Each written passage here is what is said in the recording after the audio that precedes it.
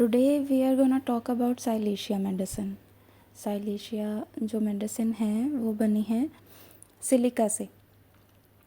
अब सिलिका जो होता है वो एक मटेरियल है जो कि ऑलमोस्ट हमें हमारे आसपास हर चीज़ में मिल जाता है। जैसे कि हम कह सकते हैं कि सिलिका हमें ग्लास में मिल जाता है। अब ग्लास क्या होता है, टफन ग्लास भी कह सकते हैं आप, और जो नॉर्मल ग्लास हम घर में यूज़ करते हैं उससे भी। और सिलिका सीमेंट में भी मिलता है, बोन्स में भी मिलता है, मतलब ऑलमोस्ट सब चीज़ का पार्ट रहता है सिलिका। सिलिका बालों में भी मिलता है, नेल्स में, एपिडर्मिस में, स्किन में हमारी, यानी हर बॉडी टिश्यू में मिलता है। जब ये सब चीज़ में मिलता है तो हम इसे कहेंगे यानी पॉलीक्रेस्ट रेमेडी। तो इसका जो स्फेयर ऑफ एक्शन है वो भी सब जगह हो जाता है, तो यानी ये पॉलीक्रेस्ट रेमेडी हो गई। अब चाहे वो बॉडी के एक्सटर्नल पार्ट पर कहें चाहे इंटरनल पार्ट पर कहें, हर जगह साइलेशिया का स्फेयर ऑफ एक्शन रहता है। अब पीरियोडिक टेबल याद है आपको? पीरियोडिक टेबल में थर्ड रो में होता है सिलिका।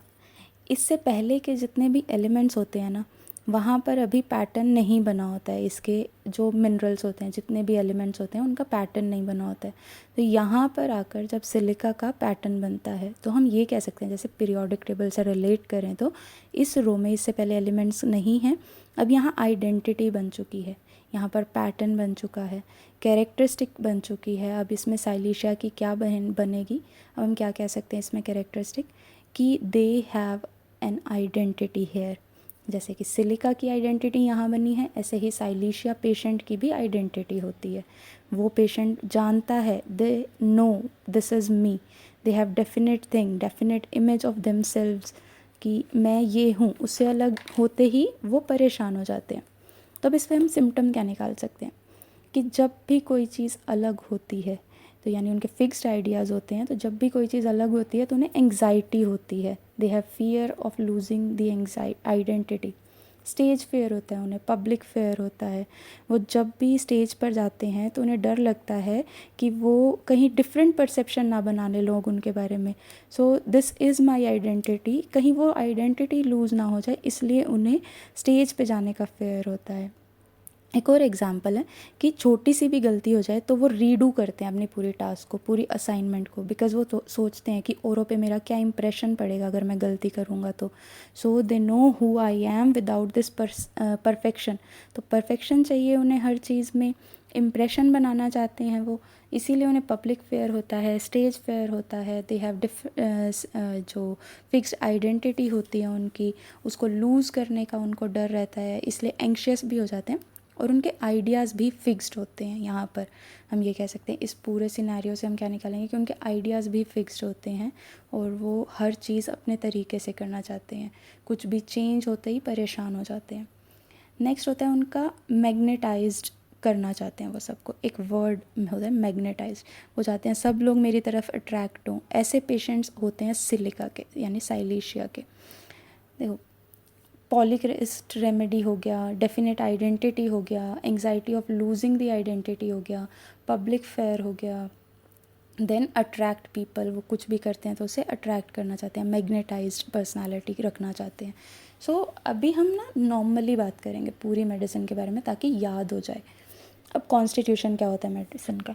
इसके अंदर जो कॉन्स्टिट्यूशन है वो नर्वस होता है पेशेंट, इरिटेबल टेम्परामेंट होता है उसका, लाइट कॉम्प्लेक्शन होता है बट थोड़ा सा येलोइश टिंट होता है उसके कॉम्प्लेक्शन में, वीकनेस होती है, न्यूट्रिशन डेफिशिएंसी होती है, नॉट बिकॉज कि वो जो फूड खा रहे हैं उसकी क्वालिटी कम है या वो कम खा रहे हैं, बट या उसकी न्यूट्रिशन क्वालिटी कम है, बट जो इम्परफेक्ट एसिमिलेशन है, यानी कि जो जीआईटी है वो या तो न्यूट्रिशन ले ही नहीं रहा या फिर वहाँ पर एब्जॉर्प्शन ठीक से नहीं हो रहा या डाइजेशन ठीक से नहीं हो रहा। फिर आता है ऑब्स्टिनेट होते हैं, सुनना नहीं चाहते किसी को भी। देन वो शाय होते हैं, अगर उनमें कोई शर्माते हैं बहुत ज़्यादा। ऑब्स्टिनेट में कहेंगे कि बात करेंगे आप किसी बच्चे से आराम से भी तो भी वो रो पड़ेगा, उसे डर लगता है सबसे, और ज़िद्दी होता है बच्चा बहुत ज़्यादा इसके अंदर। तो ये सब चीज़ें मिल के ओवरऑल उसका कॉन्स्टिट्यूशन बनाती हैं।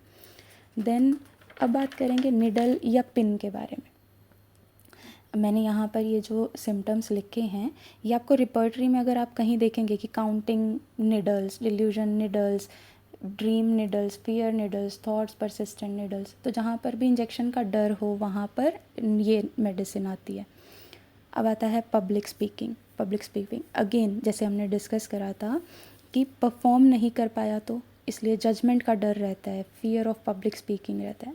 देन आता है प्रेस्पिरेशन, पसीना बहुत आता है इन्हें, हाथों पर, पैरों पर, और पैरों में से तो इतनी स्मेल आती है कि कुछ लोग होते हैं ना जो सॉक्स उतारते हैं तो कमरे से बाहर जाने का मन करता है, वो होते हैं साइलीशिया के पेशेंट, उनके पैरों में से बहुत बुरी स्मेल आती है। बाल्डनेस मेनली यंग पीपल में होता है, हाई ग्रेड रेमेडी है साइलीशिया अगर बाल्डनेस यंग पीपल में। ल्यूकोंकिया, जो हाथों में नेल्स में वाइट कलर के स्पॉट्स हो जाते हैं उसे हम ल्यूकोंकिया कहते हैं। मेंटल वर्क ज़्यादा नहीं कर सकते, बहुत देर तक एक फ़िज़िकल वर्क कर सकते हैं, मेंटल वर्क से इन्हें बहुत स्ट्रेस हो जाता है, बहुत परेशान हो जाते हैं ये लोग। चिली होते हैं बहुत ज़्यादा कि पूरा सर से पैर तक ढके रखेंगे इसे, बहुत ज़्यादा चिली पेशेंट होता है और बहुत डर लगता है उन्हें बाहर जाने में ठंड से। प्लीज़ लाइक करें इस वीडियो को, शेयर करें अपने और फ्रेंड्स के साथ और सब्सक्राइब करें चैनल को ताकि आप अगली वीडियोस देख सकें इसके साथ। अब अगला सिम्टम आता है पेशेंट का नाइट वॉकिंग, यानी स्लीप वॉकर होते हैं वो, रात में सोते सोते उठकर चलने लगते हैं। स्टूल का कैरेक्टरिस्टिक सिम्टम है, have to be removed mechanically, अगर पेट ठीक से साफ़ नहीं होया तो उन्हें निकालना पड़ता है mechanically. Then migraine, migraine only relieved by covering, chilly patient है तो हर सिम्टम कवरिंग से ही रिलीफ होगा उस पेशेंट का, चाहे वो माइग्रेन हो या कुछ और हो। अब बच्चे जो होते हैं वो डिलेड वॉकिंग होती है उनके अंदर, लेट चलते हैं क्योंकि एब्जॉर्प्शन कम है, वीकनेस है तो लेट चलेंगे। अब ये क्या है, this is scalpel, you know what is this use for, surgery सब चीज़ के लिए यूज़ होता है, सर्जन्स यूज़ करते हैं, तो हम इसे सर्जन्स नाइफ बोलते हैं इस मेडिसिन को। किस लिए बोलते हैं, क्योंकि जहाँ पर भी सर्जरी की ज़रूरत पड़ती है ना वहाँ पर हम इस मेडिसिन को अगर यूज़ करें तो सर्जरी टल सकती है, बहुत से जगह पर हम इसे यूज़ कर सकते हैं। अब इनग्रोन टो नेल होगा, उसमें पस पड़ चुकी होगी, वाइट नेल होगा, तो वहाँ पर सर्जरी की ज़रूरत है बट हम इसे यूज़ कर सकते हैं। पस्ट्यूल होगा, किसी भी पोर्शन पर पस पड़ी हुई है, पिंपल्स हैं, ये मेडिसिन बहुत अच्छा काम करती है। एनल फिस्चुला है, वहाँ पर पस है एनल एरिया में, फिशर्स हैं, एनल फिस्चुला में भी यूज़ करते हैं। वैक्सीन का बैड इफ़ेक्ट है, सप्यूरेशन है, वहाँ पर भी ये काम करती है। कहीं पर भी ऑपरेशन होना हो, पस के लिए सर्जरी होनी हो, वहाँ पर इस मेडिसिन को अगर यूज़ करेंगे तो वो टल सकती है। So this is it for साइलीशिया and you can contact me here.